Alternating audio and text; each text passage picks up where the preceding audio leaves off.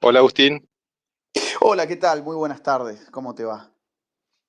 muchas gracias por sumarte y por dedicarnos de tu tiempo.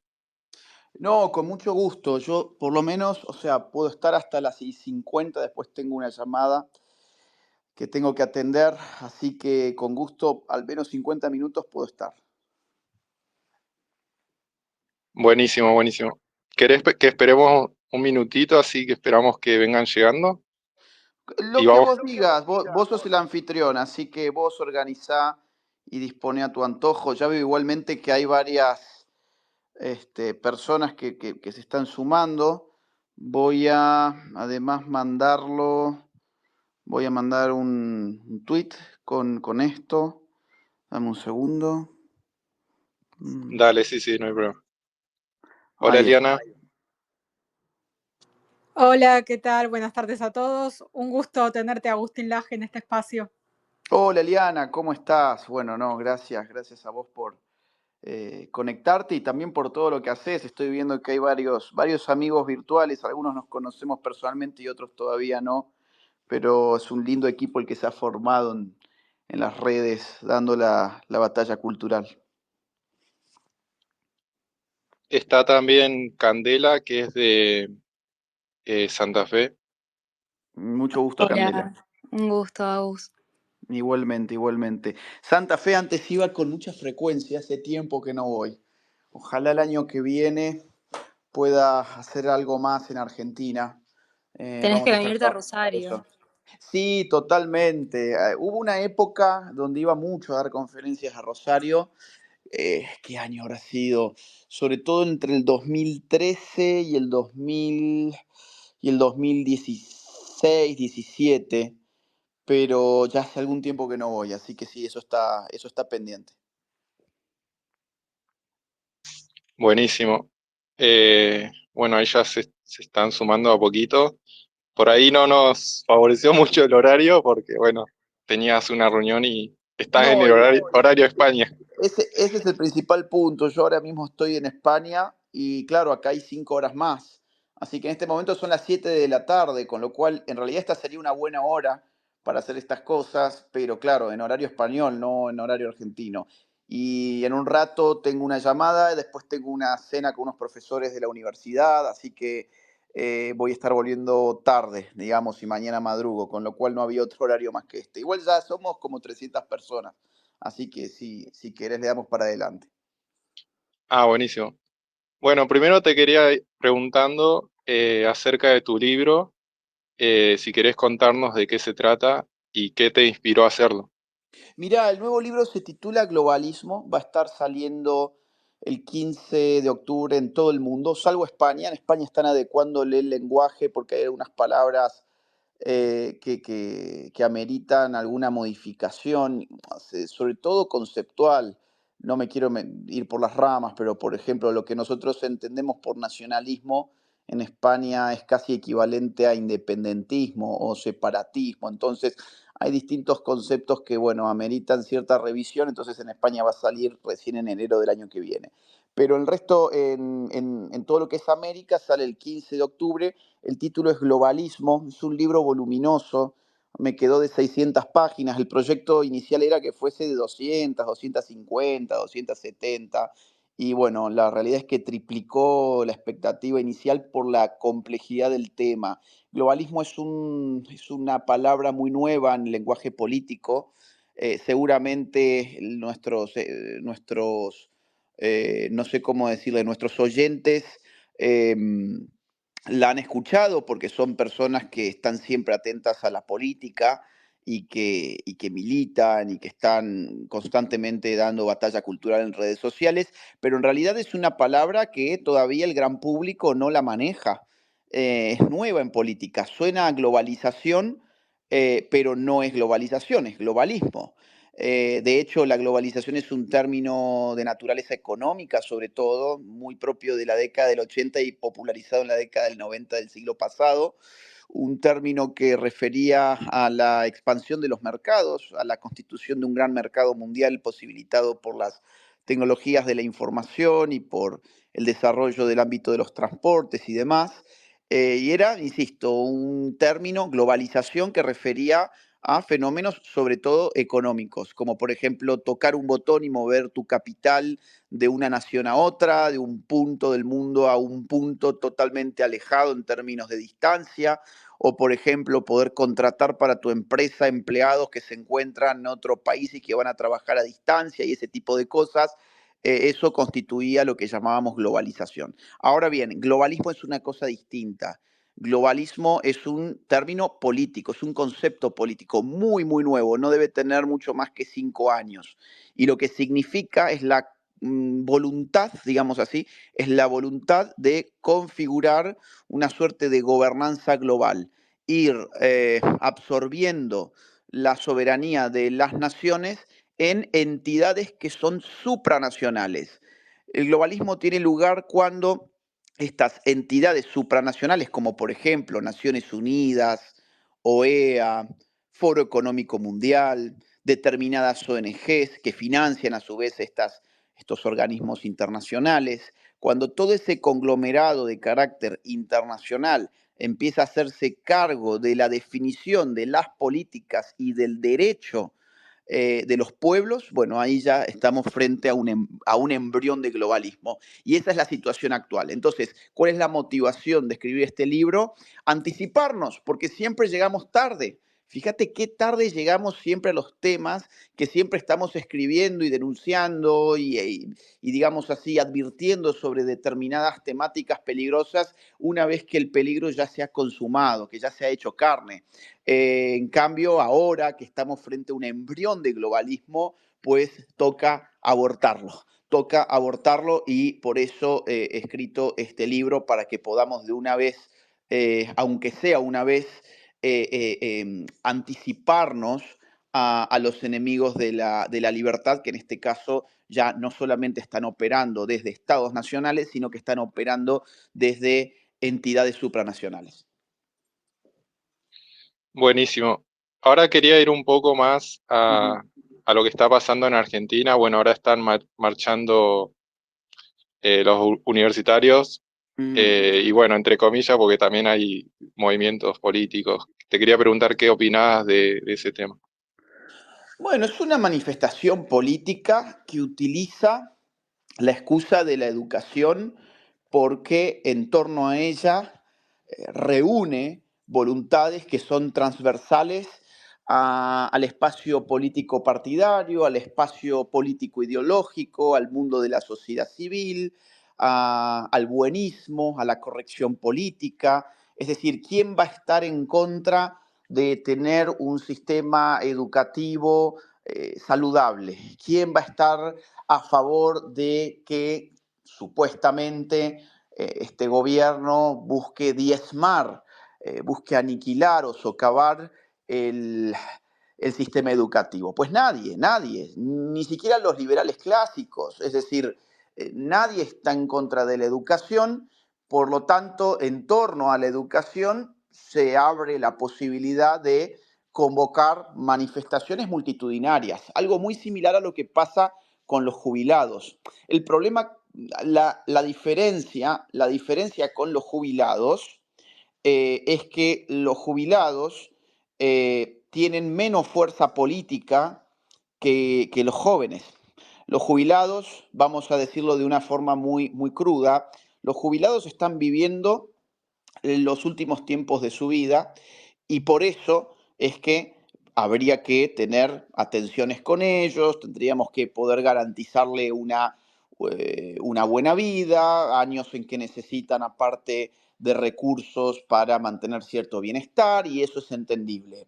Ahora, en el caso de los jóvenes, tienen toda la vida por delante, energías políticas, un futuro que conquistar, entonces se lanzan a la militancia política de una manera mucho más enérgica, por decirlo de alguna forma, que en el ámbito de los jubilados. Pero ambos son dos ámbitos que resultan, insisto, transversales a los discursos políticos y por eso la oposición, que está totalmente fragmentada, debilitada, socavada, que está descabezada, que no tiene ningún liderazgo a la vista, lo que hace es tratar de colgarse de este tipo de tópicos, insisto, el de los jubilados recientemente y ahora una vez más el de la educación, para convocar manifestaciones multitudinarias que generen una especie de cohesión opositora.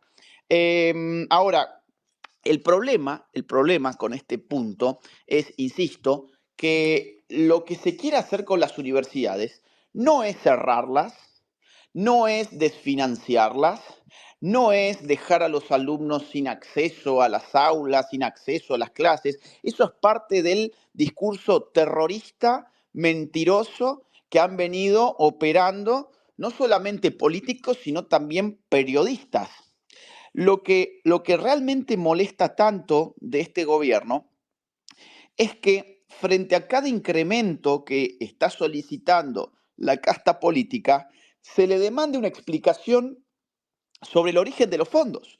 Es decir, si alguien quiere incrementar una partida presupuestaria, es razonable que, además de manifestar esa voluntad, manifieste de qué lugar van a salir esos recursos.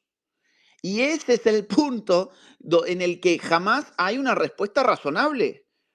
¿Por qué? Porque toda esta gente ha estado acostumbrada a la lógica del Estado paternalista que inventa recursos de la nada, pero como no se puede inventar la riqueza, después la terminás pagando o con deuda o con inflación. Entonces, muy bien, ¿quieren incrementar las partidas? Adelante, pero díganme de dónde vamos a sacar. Eso sí, el déficit cero es inviolable. Ya el gobierno de Milei ha sido muy claro para exterminar la inflación y ya ha dado muestras muy claras de que esa es la forma de exterminar la inflación, se necesita mantener equilibrio fiscal, déficit cero. Por otra parte, también hay que decir que el Ministerio de Capital Humano, que tiene en su órbita la Secretaría de Educación, ya ha ofrecido incrementos salariales. Les ha ofrecido recientemente un 6,8% de incremento por encima de la inflación. Es decir, no es que el incremento que se le ofreció quedaba rezagado por el ritmo de la inflación. No, eso era típico de los incrementos kirchneristas. Ahora se le ha ofrecido, teniendo en cuenta la inflación, un 6,8 por encima de esta última. Lo han rechazado. ¿Por qué lo han rechazado? Porque esto es un artilugio político.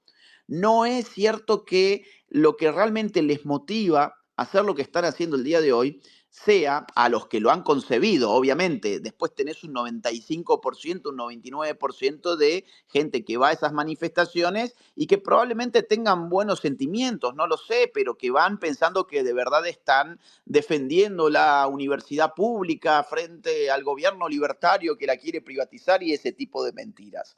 Además, por otro lado, fíjate que los incrementos de gastos de funcionamiento han rondado en el orden del 270%. Se les otorgó además a los hospitales universitarios 40.000 millones adicionales, que fue lo que pidió precisamente la UBA. Ahora bien, el 89% de los fondos transferidos por las dos gestiones anteriores, digamos entre el 2015 y el 2022, que es hasta donde llegan los datos disponibles al día de hoy, no han sido rendidos. O sea, prácticamente el 90% de los fondos que durante esa cantidad de años, durante 7 años, le fueron enviados a las universidades, jamás fueron rendidos. No sabés en qué se lo gastaron. Y estos tipos no quieren ser auditados. Entonces, a la oportunidad política, a la fuerza de la movilización política en torno al tema de educación, se le suma acá otra variable, que es la variable de la negativa a ser auditados. ¿Por qué? Porque todos sabemos, todos los que estamos metidos en estas cosas, sabemos que ese dinero se usa en corrupción, se usa en sobresueldos, se usa en militancia política, se ha usado en campañas políticas. Bien, entonces, claro, no lo podés auditar porque ahí tenés que empezar digamos, van a caer muchos. Fíjate, hace poco el rector de la UBA en un avión en primera clase, un boleto que estaba, no sé, creo que alrededor de $15.000 o algo así. Es decir, ¿de dónde saca un tipo que trabaja en una universidad para pagar primera clase? No es barato ese tipo de vuelos, larga distancia, en primera clase y el tipo iba con todos los lujos. Es decir, esta gente tiene un dinero evidentemente que si uno pone lupa se puede encontrar con cosas más que interesantes. Además, te digo algo más, digamos, para antes de cerrar el punto, pero son datos que vale la pena también tener en cuenta. Mira, para el año 2022, que insisto, es el año en el que finalmente tenemos los números más actualizados, la cantidad de estudiantes universitarios estaba en 1.749.000. Bien, redondeándolo un poquito hacia abajo, 1.749.000. Ahora, el 40,6% eran alumnos regulares. O sea, bastante menos de la mitad eran alumnos regulares. ¿Dónde está el otro 60%? El 20% de ese 1.749.000, el 20% tenía apenas una materia aprobada por año o ninguna. Una o ninguna materia aprobada por año, el 20%. ¿A qué va esa gente entonces? Muy fácil, van a hacer política. Eso se convierte en un modus vivendi. Miren, yo viajo por todo el continente por mis libros, por mis conferencias. Y en el resto del continente no pueden creer esta figura del estudiante crónico. No pueden entender cómo es que se crea el incentivo para que alguien se pase en la universidad, no sé, 10 años, 12 años, 15 años, 18 años. Pero ¿cómo puede ser? ¿Por qué alguien tendría esa voluntad? Y es muy difícil de explicar.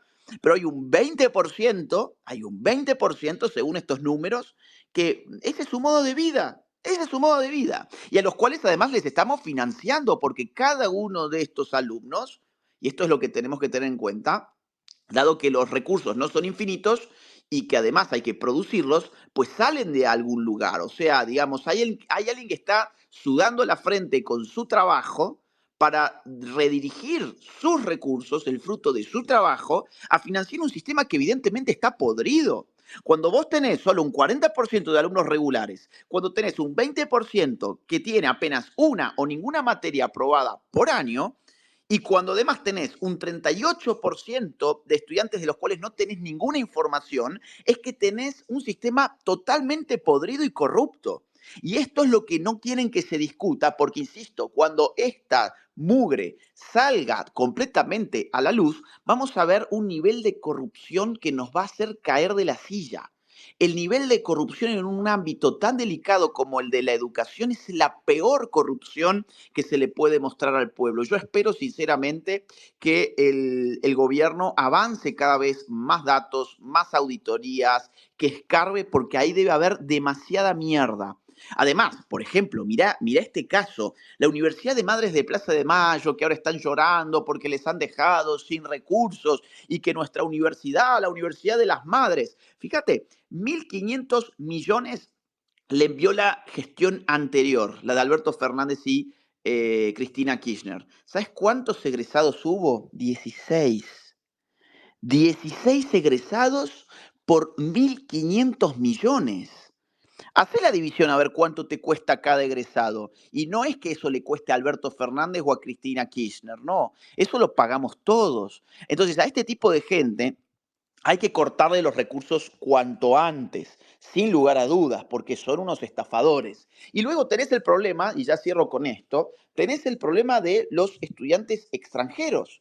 Y es que los argentinos estamos pagando impuestos para financiar la educación de estudiantes extranjeros que llegan al país, estudian de manera gratuita, en realidad no es gratis, sino que, insisto, los pagamos los boludos que pagamos impuestos, somos los que les terminamos pagando a ellos el paso por la universidad, y tenés casos de carreras que en realidad son muy caras, como medicina, por ejemplo, donde el 21% de los estudiantes son extranjeros.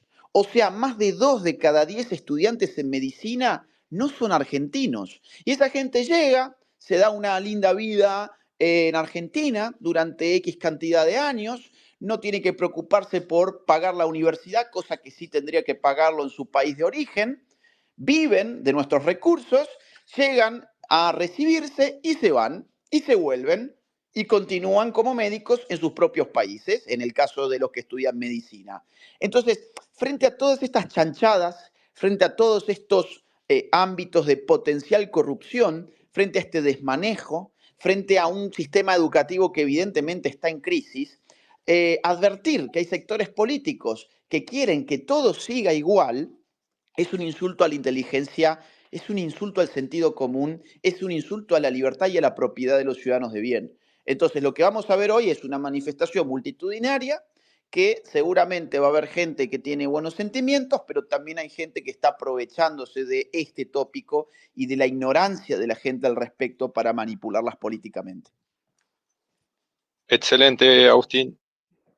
Ahora te va a hacer una pregunta, Candela. Sí, con gusto.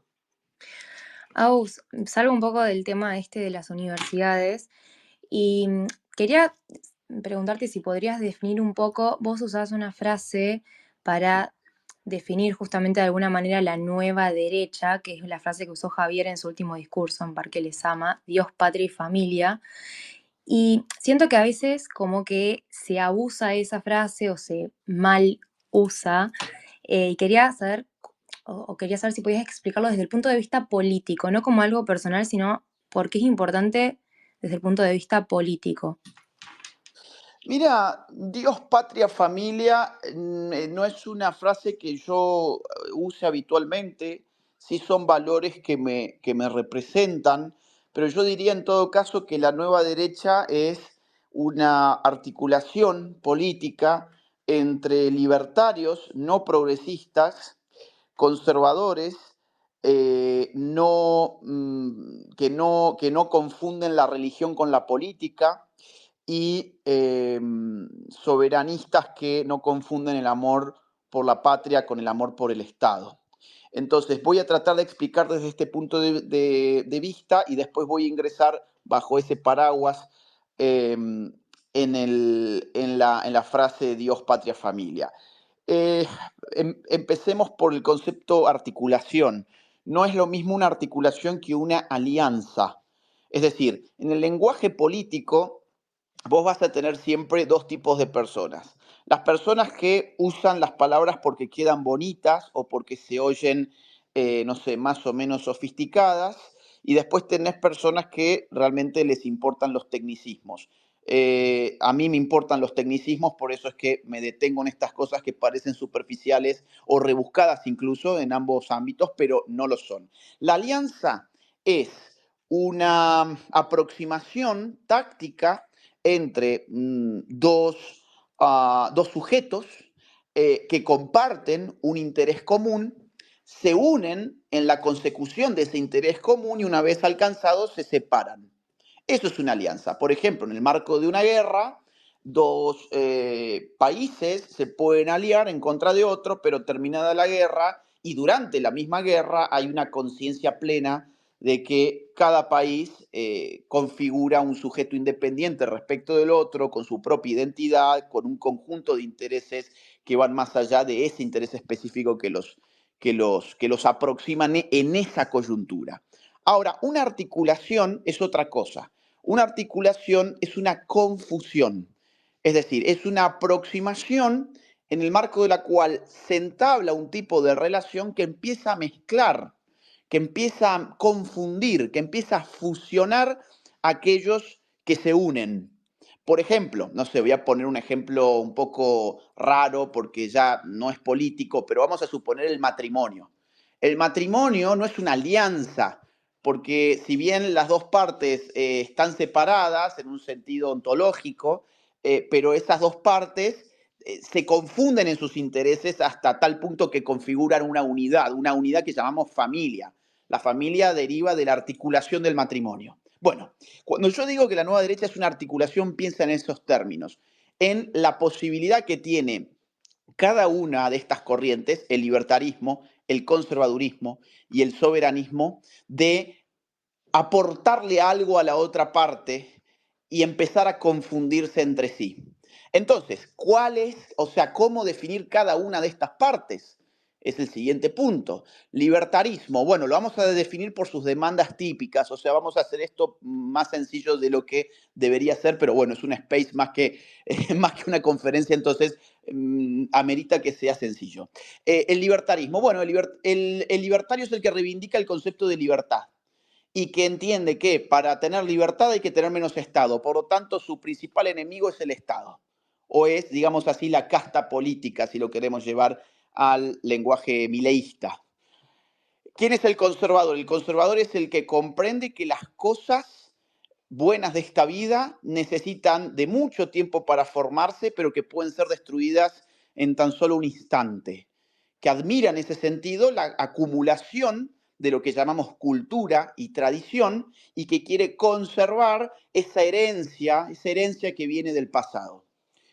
Su principal enemigo en ese sentido son las agendas progresistas que se basan en destruir nuestras herencias culturales. Por ejemplo, destruir el concepto de familia, destruir nuestra historia y ese tipo de cosas. Y después, por último, ¿quién es el soberanista? Bueno, lo podemos llamar también nacionalista. El tema es que yo me cuido un poco con esa palabra porque a veces, según quien nos escuche, trae un poco de confusión, entonces me gusta más llamarle soberanista. El soberanista es el que reivindica el concepto de soberanía nacional, es decir, el derecho que tiene cada nación a gobernarse a sí misma, ¿Quién es su principal enemigo? Bueno, en este momento son los globalistas, las agendas que vienen de organismos internacionales tipo Agenda 2030 y ese tipo de cosas. Entonces, viendo cuáles son los principales enemigos que tiene la derecha en la actualidad, y podemos resumirlo en tres, vamos a decir, los enemigos de las derechas hoy son el socialismo del siglo XXI, que es esa especie de arquitectura internacional que configura el chavismo, el moralismo, el correísmo, el castrismo, Petro en el caso colombiano, etcétera. El socialismo del siglo XXI, que no es nada más ni nada menos que la expansión indefinida del Estado sobre la libertad de los individuos. Por otro lado tenés la agenda progre, que también le podemos llamar agenda woke, y por otro lado los globalistas. Entonces, cuando vos ves que todos estos son los peligros fundamentales, estás viendo la contrapartida del libertario, la contrapartida del conservador, la contrapartida del soberanista. ¿Qué es la nueva derecha? Es la articulación entonces de esos tres sujetos que cada uno está muy preocupado por sus temas, pero cuando se articula empieza a contagiarse del otro. Por ejemplo, Milei es un libertario, pero en esa frase que vos dijiste recién, Dios, patria, familia, ha adoptado significantes que son muy propios del discurso conservador, por ejemplo, Dios, familia, y que son propios del discurso soberanista, patria. Fíjate que ese Milei, en campaña política, cuando esto estaba mucho más en pañales de lo que está ahora, esos significantes no aparecían en el discurso y ahora sí aparecen. ¿Por qué ahora sí aparecen? Porque esto no es una alianza, sino que es una articulación. Si fuese una alianza, tendríamos a Milei repitiendo siempre los mismos conceptos porque no habría una modificación interna en su discurso político. Ahora, Dios, patria, familia, ¿qué significa? Bueno, en el siglo XXI, Dios como trascendencia, no necesariamente como el Dios de los católicos, el Dios de los evangélicos, el Dios de los judíos, sino como la idea de que hay una entidad que está por encima de la existencia humana. Es decir, hay una amplitud, no es un credo religioso único, porque eso ahí sí sería un problema. Ahí ya sería un problema porque acotaría demasiado los apoyos que pueda recibir. Después, ¿qué significa familia? Bueno, la familia nuclear y la familia, vamos a decir así, reproductiva. La familia que es capaz de sostener a una nación, que es aquella que se reproduce en un país tan despoblado además como Argentina y en un occidente que se viene autoaniquilando a través de políticas maltusianas. ¿Y qué significa patria? Bueno, significa la riqueza de la nación que nos vio nacer, la riqueza de una historia compartida, las expectativas de futuro que tenemos, un pasado común, un proyecto en común. Significa cultura, significa símbolos, significa historia.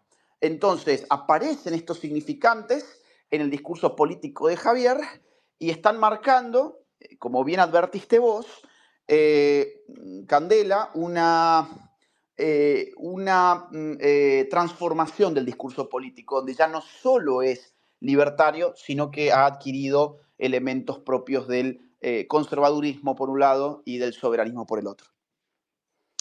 Bien, yo la verdad nunca uso esta frase y tengo una pregunta, no sé qué opinas vos. Yo cuando se refiere a Dios en esta frase lo relacionaba más también con el hecho de no como algo religioso personal o querer imponerle la religión X a alguien, sea el catolicismo o que sea, sino como volver también a los valores que hicieron grande a Occidente, que son bases bíblicas y van más allá de la parte espiritual, ¿no? O sea, me refiero a que incluso muchas de nuestras leyes están basadas en principios bíblicos, en los 10 mandamientos: no matarás, no robarás. O sea, no sé si también hace referencia a eso. Sí, ciertamente hace referencia a eso, porque la realidad es que la existencia o no de una entidad supraterrenal que además es creadora tanto del hombre como del mundo, puede ser o un gran apoyo para el poder político y su expansión, o un gran límite para el poder político y su expansión. Esto es algo que a menudo no se entiende bien por la falta de comprensión que comúnmente se tiene sobre, por ejemplo, la Edad Media. En la Edad Media, en la Edad Media en términos estrictos, ¿no? La idea de Dios en política significaba más una limitación que una autorización a crecer indefinidamente. ¿Por qué? Porque de ese Dios se derivaba un derecho divino, un derecho natural que servía como límite a la autoridad del soberano medieval, del monarca medieval, mejor dicho. Entonces, la Iglesia, en aquellos siglos, lo que hacía frente al monarca medieval era anteponer a la ley humana una ley divina para limitar la ley humana.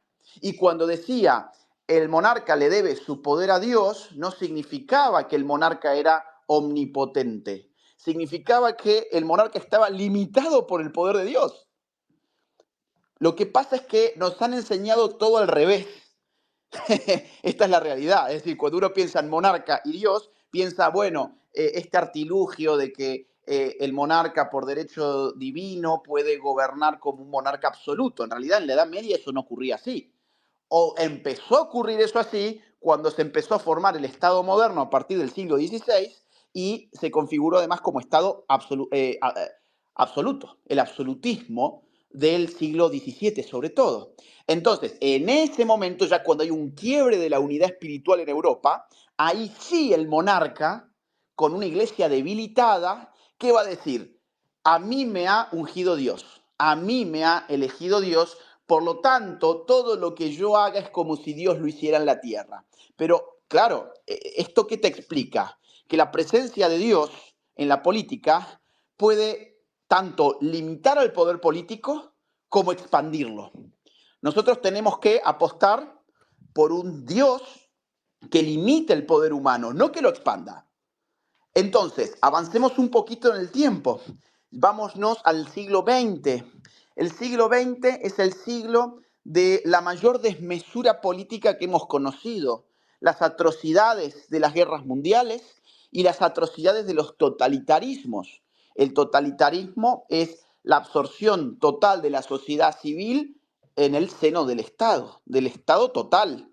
Esto tiene sus ejemplos en, sobre todo los dos más clásicos, son los del nacionalsocialismo y el del comunismo. Entonces, una filósofa política muy, estudiosa de estos temas, que fue Hannah Arendt, que escribió, entre otras cosas, Los orígenes del totalitarismo, advierte la paradoja: en un mundo sin Dios es cuando el poder político más se ha expandido hasta cubrirlo todo. Es un mundo sin Dios.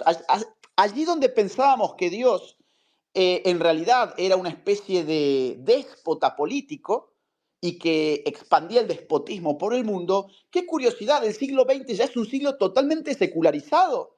Es más, la religión es reemplazada o digamos así, la religión clásica es reemplazada por religiones políticas. Las ideologías totalitarias funcionan como religiones políticas. Y esas religiones políticas se hacen del Estado una religión sin Dios, o en todo caso donde el hombre es Dios, y terminan tratando de bajar el paraíso a la tierra y lo único que hacen es subir el infierno a la tierra. Esos son los campos de concentración, esos son las indecibles torturas, esos son los gulags, los campos de exterminio, etc. Entonces, fíjate que esta apelación a Dios, como vos decís bien, Candela, no tiene por qué significar una religión en particular, sino, digamos así, algo que está en el fundamento de nuestra civilización, que se ha perdido y que además nos habían dicho que necesitábamos perderlo para ser más libres y ocurrió que cuando lo perdimos en realidad sobrevinieron los espantos más horrorosos que el hombre ha conocido. Bueno, Buenísimo, Agustín. Ok, no, que se me ha habido, creo que la conexión no había escuchado bien. Sí, perdón que las respuestas sean tan largas, pero claro, como estamos en un space, vos viste, si esto fuese una entrevista, por ejemplo, en la televisión, no hay ninguna manera de hacer lo que estoy haciendo ahora, pero yo intuyo que el interés que ustedes tienen es un poco mayor del que puede tener un periodista que en 5 minutos te quiere pegar una patada en el culo, ¿viste? Sí, tal cual. Creo que vamos a tener que hacer una segunda parte porque nos quedamos muy cortos. Sí, con gusto. Eliana, ¿Qué tal? No, se escucha bien y está muy interesante. Yo tengo una visión, y no sé si vos la compartís conmigo, Agustín, que Milei durante la campaña tuvo un discurso muy disruptivo, por llamarlo de alguna forma, una forma de hablar muy disruptiva. Cuando ganó las elecciones es como que se metió dentro de la investidura presidencial y tranquilizó su discurso. De hecho, recién hace un rato estabas hablando, Dios, patria, familia, que se metió en un discurso por ahí más conservadurista o soberanista, no me acuerdo cuál era el término que habías usado. Sí, mezcla de ambos. Y no sé si pudiste ver la exposición que hizo en Parque Lezama. En Parque Lezama me pareció que volvió a usar la forma disruptiva. Sí. ¿Vos qué opinas al respecto? El giro que hizo el presidente en cuanto a compartir su visión no solamente libertaria, sino también conservadora y patriótica, por llamarlo. ¿Te parece correcto? ¿Te parece incorrecto? Y ya aprovecho que tengo la palabra, ¿habría algún punto de mejora que vos consideres que podría hacer el gobierno? Mira, Eliana, yo lo que veo, al igual que vos, es que el discurso parece tener sus modificaciones, pero yo le agregaría acá la variable de la oportunidad. Es decir, ya no tenemos un Milei. El Milei de la campaña era fundamentalmente el mismo que el Milei de los paneles de la televisión. Solo que, bueno, en formato político, pero era básicamente lo mismo. Ahora, como bien vos dijiste, a partir del 10 de diciembre, cuando asume la presidencia, Milei parece adquirir otras formas, en cierta medida otro discurso, y en realidad yo creo que Milei lo que ha hecho es construir distintas formas y distintos discursos de acuerdo a la oportunidad del pronunciamiento del discurso. Claro, cuando tiene que hacerlo como jefe de Estado, cuando tiene que hacerlo frente a, por ejemplo, Naciones Unidas, o cuando tiene que hacerlo, no sé, en el foro de Davos, o cuando tiene que hacerlo en el CIPAC, o estos tipos de foros internacionales donde Milei ha expuesto, ¿qué hace Milei? Milei lee. Milei lee. Y no conocíamos a un Milei que leyera. De hecho, no creo que él esté acostumbrado a dar discursos leyendo. Recién está empezando a hacerlo ahora y está aprendiendo a hacerlo. ¿Pero por qué tiene que leer? Bueno, porque no tiene margen para improvisar. Él no puede improvisar en ese contexto donde puede meter la pata por la oportunidad, es decir, por el contexto en el que está pronunciando su discurso.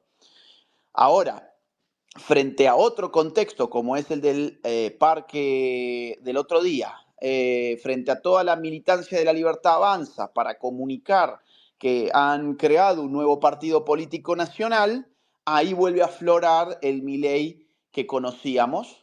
En cuanto a las formas, es cierto que el contenido agregó esta variable que también identificó Candela, que es el Dios, patria y familia, además de la reivindicación obvia a las libertades individuales y a la lucha contra el estatismo. Entonces, ¿por qué hace esto en el Parque Lezama y no lo hace en la ONU? Bueno, porque son contextos distintos. Y es más, él tiene que, o sea, su autodominio le impone tener que leer. Yo creo que a Milei se le debe encender tan rápido la mecha que los propios asesores le deben decir, mira, por favor, mejor lee. Yo estuve, por ejemplo, en el Viva 24, que fue el evento en España, el evento de Vox, y justamente, no por casualidad, lo que generó un escándalo internacional no estaba en el discurso escrito. Si ustedes se fijan, ese discurso, el que da frente a Santiago Abascal en España, la parte en que se refiere a la mujer de Pedro Sánchez, el presidente español, involucrada en corrupción, no está escrito. Él levanta la mirada, se sale del discurso escrito y lanza eso. Lo lanza, seguramente no estaba ni siquiera ensayado, porque si no hubiese estado escrito. Lo lanza ahí y se generó un escándalo. Entonces, acá para mí han identificado que hay que tener por lo menos, digamos así, 3 Mileis. El Milei de los eventos protocolares y de los discursos protocolares, leídos, que se salga lo menos posible del libreto para controlar daños. El Milei que va a hablarle específicamente a su militancia, ahí tiene que ser el Milei de siempre, el que llena de energía política a su gente, y eso es lo que hizo el otro día. Fue una renovación de las energías políticas de su espacio, un llamado a la militancia continua e ininterrumpida. Y por otro lado, el Milei de las redes sociales, que fíjate, Eliana, que en las redes sociales él no ha cambiado un ápice, no ha cambiado. Es el mismo Milei que ha sido siempre en redes sociales, él no ha transigido en ese ámbito. Entonces, lo único que realmente tenemos para mí es que el Milei con traje de jefe de Estado en un contexto protocolar, pues se cuida hasta el punto de leer y entonces nos da la sensación de que su discurso está cambiando. Lo que está cambiando más bien son sus formas y cierta mezcolanza, cierta articulación con, digamos, ideas que serían en principio propias del campo conservador o del campo de los patriotas o de los soberanistas. Yo ahí quiero hacer, sí, un último comentario que es muy importante. No es que esta mezcla sea extraña a la historia de las ideas libertarias. Las ideas libertarias, sobre todo, por ejemplo, la línea de Rothbard, que es el ídolo intelectual, digamos así, de Javier, o la luminaria intelectual de Milei, Rothbard en los años 70 creyó que el libertarismo se podía articular con la New Left, o sea, con la nueva izquierda en los Estados Unidos. Todo el hipismo y ese tipo de progres, pensaba Rothbard que podían ser contagiados por las ideas libertarias. Bueno, eso terminó en un enorme fracaso porque la nueva izquierda le contagió, por decir de alguna forma, ideas izquierdistas a su movimiento libertario. Te pongo un ejemplo que seguramente ustedes conocen, no sé, una onda Gloria Álvarez, bueno, sería típica del fracaso de Rothbard, del Rothbard que pensaba que con la nueva izquierda podía hacer algo importante. Entonces Rothbard se termina saliendo del propio movimiento libertario que él ayudó a fundar y años después, muy pocos años después, se da cuenta que en realidad la articulación natural era con el sector conservador en los Estados Unidos. No con los neoconservadores, sino con los paleoconservadores. Esta es una distinción, bueno, que no vamos a explicar ahora, pero con un sector del conservadurismo norteamericano. Y entonces ahí el discurso de Rothbard adquiere, por un lado, una especie de reconocimiento a la cultura cristiana, donde digamos así, vincula el resguardo de la libertad a la cultura cristiana propia del Occidente, y por otro lado, reconoce la importancia de luchar contra estos organismos internacionales inmensos que se estaban levantando ya por su época, e incluso esta idea de hacer grande América de nuevo, el Make America Great Again, hacer grande América, que hoy lo vinculamos con el discurso de Trump, esa idea ya estaba en los últimos escritos de Rothbard. O sea, ¿qué te quiero decir con esto? Que tampoco es que Milei esté inventando la pólvora, sino que Milei está recorriendo el mismo camino que ha recorrido su luminaria intelectual, que ha sido Rothbard. Muchísimas gracias. No, a vos, Eliana, a vos. Bueno, Agus, ya se nos va cortando el tiempo, así que te quería hacer una pregunta cortita. Sí. Si Milei te llama para que seas candidato en las próximas elecciones, en 2025, que son elecciones legislativas, ¿vos qué le dirías? Mira, a ver, te tiro alguna primicia. Eso está casi descartado por varios motivos, digamos así.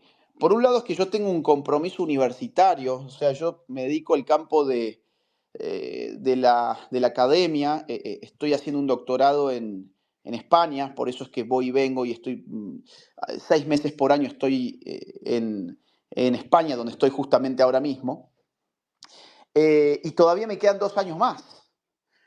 Yo esto lo hablé personalmente con Javier en abril de este año. Fue el último día que yo estuve en Argentina este año, o sea, yo voy a estar en Buenos Aires el sábado próximo, pero yo no estoy desde abril, y el último día estuve cenando con Javier.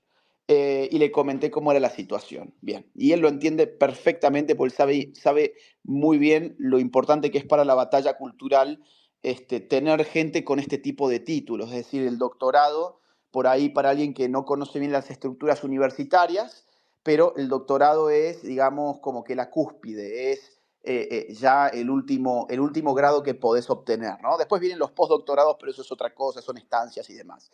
Entonces, doctorados, como decirte así, llegaste a ser general en el ejército, digamos así, ¿no? Entonces, él sabe la importancia de eso y él lo apoya. Entonces, esa variable por los próximos 2 años, la de ser candidato a algo, ha quedado descartada. No obstante, eso no significa, bueno, que yo no vaya a poder tener algún tipo de participación en otro ámbito. Lo voy a dejar ahí porque no puedo expandir más por ahora, porque no sería prudente hacerlo hasta que no esté completamente definido, pero sí que estamos pensando de qué manera yo puedo ayudar de una manera ya, digamos, activa, regular, incluso formal, a esto que está pasando en Argentina. Mira, yo siento una sensación agridulce, por decirlo de alguna forma, con todo esto, porque yo vengo peleando por esto desde el año 2005. Imagínate, o sea, yo tengo 35 años. Hace 20 años, desde a los 15 años, en el 2004, hace 20 años, cuando yo tenía 15 años, empecé a luchar por estas ideas. Ahí me encontré, por ejemplo, a Nicolás Márquez y sus libros. 20 años estar remándola en dulce de leche, a contracorriente, a contrapelo, con más derrotas que victorias, muchísimos fracasos encima, y ver que por fin llegan al gobierno nuestras ideas comunes, y yo, bueno, tener que cumplir mis obligaciones académicas y demás, y pasármela viajando a otros países. Yo todas las semanas estoy en un país distinto. claro, te da una sensación un poco agridulce porque es tu patria y quisiera estar allí sirviéndola directamente. Pero por otro lado, digo, bueno, mira, quizás es lo que toca, ¿no? O sea, los honores y los laureles no son en este caso lo más importante es que cada uno esté en el lugar donde mejor puede dar. Y en este momento, si nosotros no construimos una resistencia internacional, nos van a pasar por encima. Esto es lo que la derecha nunca ha entendido bien. Si no nos aliamos internacionalmente, nos van a pasar por encima. La izquierda siempre ha entendido que las alianzas internacionales eran fundamentales. De ahí surge, por ejemplo, la primera internacional socialista, la segunda internacional, la tercera internacional, la cuarta internacional, el foro de Sao Paulo, el grupo de Puebla, etcétera, etcétera. Ahora, nosotros no hemos tenido cosas así. Entonces, ¿a qué me dedico yo? Bueno, me dedico a tratar de ir generando esa conciencia en todos los países. Entonces, por ejemplo, el fin de semana pasado estuve en Perú, el anterior estuve en Los Ángeles, el anterior estuve en Puerto Rico, ahora estoy en España, 2 días más tarde ya tengo que volar hacia Argentina, poquito después nada más tengo que volver a Estados Unidos, pero a la zona de Florida y de Texas para contribuir allá también con las elecciones, que el público hispano está siendo muy disputado, entonces tenemos actividades para el público hispano.